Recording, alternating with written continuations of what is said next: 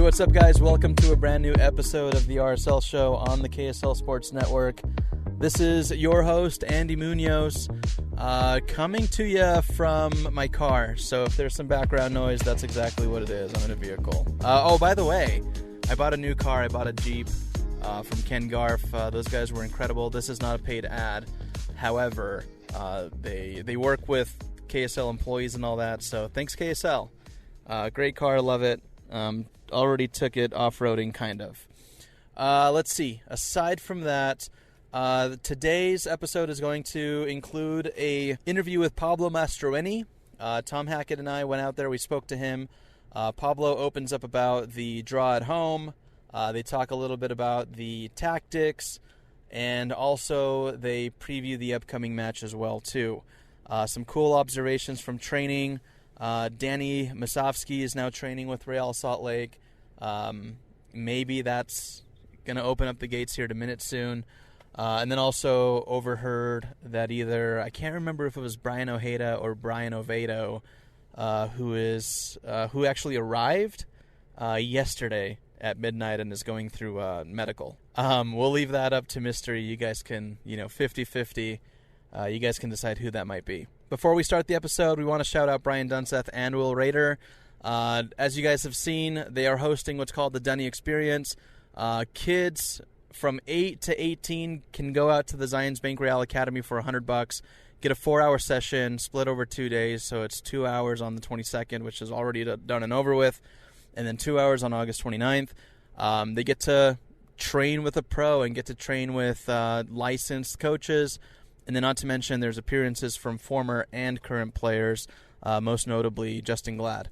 They gave us 5 passes to gift out. I'm happy to say that we were able to gift all of the 5 passes out to the youth here in Salt Lake City. So, again, thanks, Brian, and thanks, Will Rader, for that. All right, let's go ahead and get the show started. Thanks for the continued support. We work hard to bring you the content, so here you go.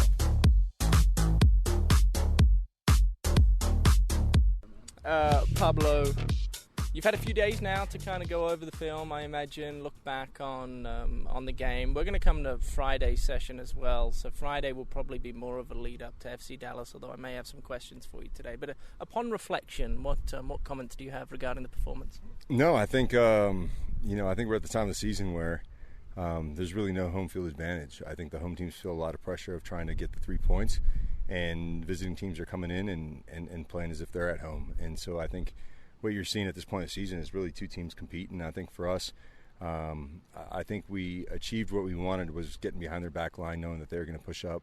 And I think we had 2 or 3 really good chances on goal that didn't go in. And I think, goals change games. And I think we got on the front foot. But towards the end, I think we kind of fell back a little bit, and that's something that we addressed as a group today. And being able to be compact defensively but not cede so much territory. And then at the end of the game, I think the game was decided by one play where we were actually in a great defensive shape, and it was just a missed mark. So games at this point of the season go either way. The most important thing is that we continue to improve, continue to fine-tune that mindset that is needed when you have the lead and you're trying to see the game out. I thought you made an interesting comment post-game where you talked about playing 5 in the back, the reasons behind doing that. You were playing quite deep. I was thinking the other day, when players on the pitch see you make a substitution, bringing off an attacking player for a centre-back and going 5 across the back, do you think that has any role in them then maybe becoming too comfortable getting deeper and deeper as the minutes go by and the game gets longer? 100%. Not that I'm not trying to say you're to blame for the result, no. But I do wonder. Yeah, absolutely, 100%. That is a real thing, and I think the part that we'll focus on is we don't want it 5 flat in the back. Sometimes they're going to, again, if they send both their outside backs forward, they're going to flatten us out. But how do we take that disadvantage momentarily to gain an advantage going the other way when we win it? And I think that's really the issue. Because last year we played 3 in the back, and it ended up we scored a bunch of goals, but we ended up conceding quite a bit. The last couple of games when we've played it, it's been 5, not because anything's changed, but because of the momentum and the score line, you're holding the lead. So naturally you want to defend what you already have. And so we talked about it this morning with the group about exactly what you just said, how the decision to bring on a center back naturally, from a psychological perspective, makes a team drop in deeper because you're taking an attacking player and you're putting him on the back line. And then what does that do to the opposing team as well? It's they're saying, okay, here's our chance. And so two things have to happen. Either one, you got to be stout defensively and not give anything up. And more importantly, can you find your moments in transition? Or it's not going to work. So we got two options. Either we don't go back into that, or we go back into that and do a better job, or we stay in a 4. It's interesting. It's kind of like a silent message, I guess. But the other thing worth noting, I don't know if all fans are all that educated necessarily, but a 5 in the back can turn into a 3 in the back pretty quickly. So to say, 100%. Talk about all the 5-5-5, when you get the ball, it can go to 3 pretty quick and you have a lot of numbers. 100%. And there's also moments that I could show you when we were in a 4 that we were playing with 6 in the back. Right. So it's and that's what I'm saying is, but it does have a psychological impact when you see that, and that is real. And so if you know that, how do you as a group now flip the switch saying, okay, they're going to be throwing balls into the box, and this is why we have another center back. We're not throwing a center back in here because we want to stay back here.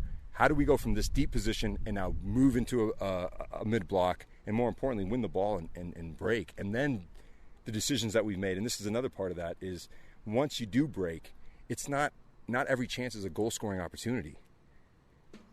Now we're breaking just to move the team up the field and build our own perimeter in our attacking third and make them chase the ball around a little bit. So it doesn't have to be defensive, although in the last game it was. Yeah, interesting.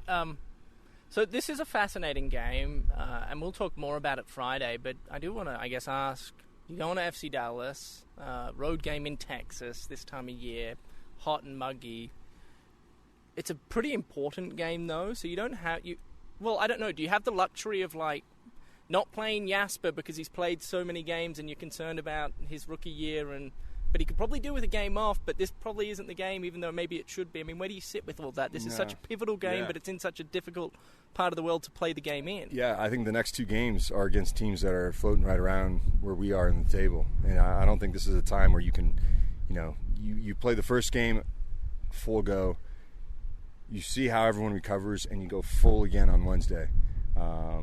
And then you decide what happens for Sunday given the condition of everyone else. But I don't think this is a game where you start thinking about tomorrow. It's this game. This is the most important game that we have.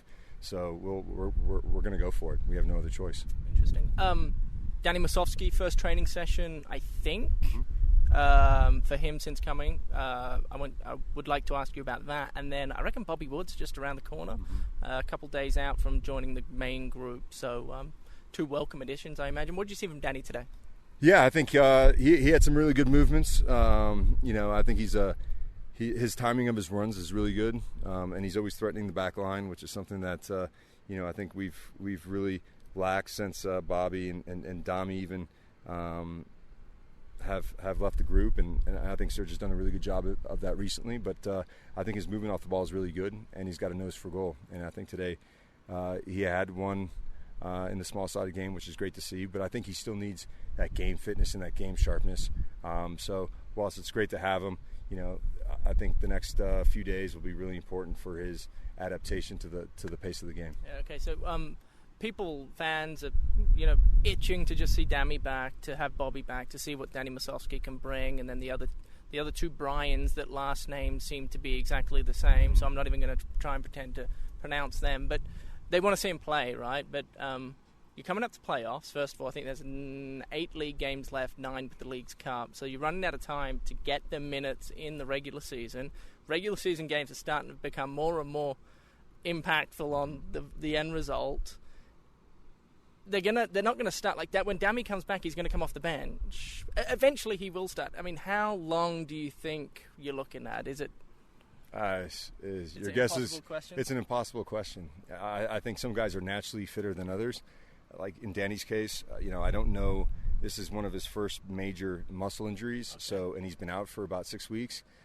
I mean, it usually takes quite some time to get up to game speed. Now, can he go on the field and do his best for 15 minutes? Absolutely.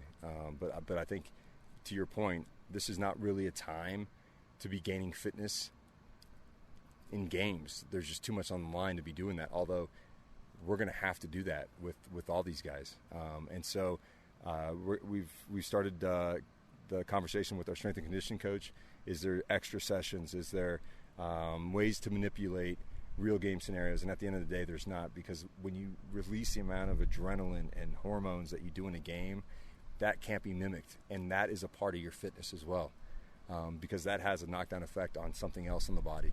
And so, unfortunately, we're just going to have to see how they come in and provide the most competitive environment in training, so that they can hopefully adapt sooner than later. Last question, and I think you're going to love it. I actually think you're going to hate it, but I'm going to ask you. Hindsight's 2020. You just underwent your first kind of transfer window with the front office, and we're talking about kind of when we're bringing these players in and late in the season. If you could do it all over again, I think is the lesson that you've learned, and I'm speaking for you, so please tell me I'm wrong.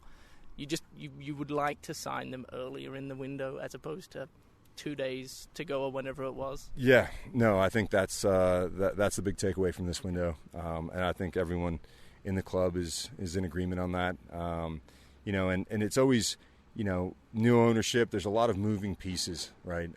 And getting that all aligned. So it wasn't from a lack of understanding. There was just a lot of different mechanisms in place that delayed the signing of the players. And so as a collective, as a club, I think we're well aware that signing the players at the beginning of the window is necessary, and hopefully having them already lined up before the window even opens. So you sign them on day one and they're here within a week and a half, and that way they'd already have probably 3 or 4 games under their belt.